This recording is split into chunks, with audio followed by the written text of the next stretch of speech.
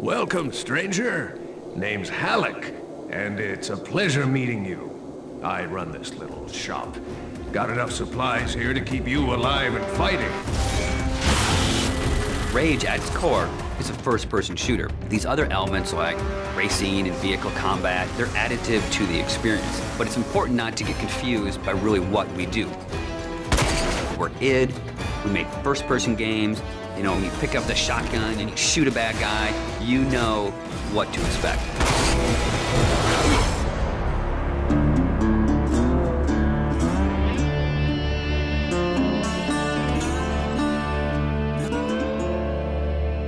So in Rage, what we've tried to do is in every new environment that you enter, we give you a new weapon or a new ammo type or a new engineering item to keep the experience fresh. And as you play through the game, your arsenal grows and grows.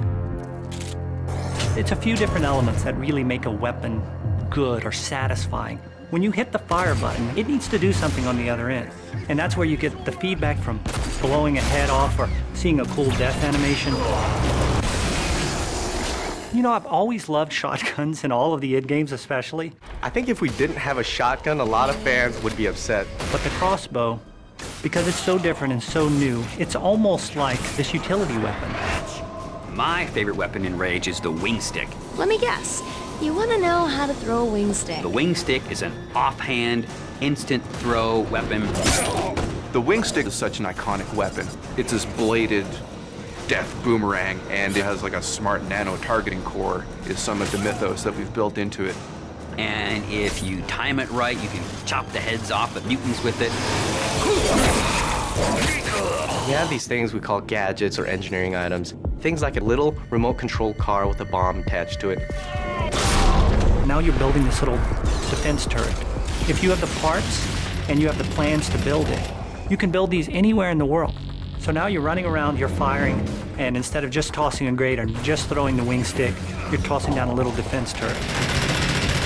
We have other more complex engineering items as you progress through the game, things like sentry bots that are automated robots that shoot all your enemies for you. If you utilize some of the other gadgetry items, you can make it a thinking man's game. But it doesn't stray too far from our core mechanics. It's one button. It all follows the same principle. I pay nicely for quality goods. There is an economy, and when people first think about the economy, they think RPG. But the economy is really your tool to manipulate how you want to play the game. It really is this player choice mechanic. So you're picking up this cash and these other cool items, then you sell it and you pick which ammos you want to buy. When you get these new things, you'll want to try it out, and when you do, you learn how that impacts you as the player and how you want to approach a situation. But at every step of the way, we never want the inventory to get in the way. It's there for a reason, it always has a purpose, but we still want to stay true to that kind of action.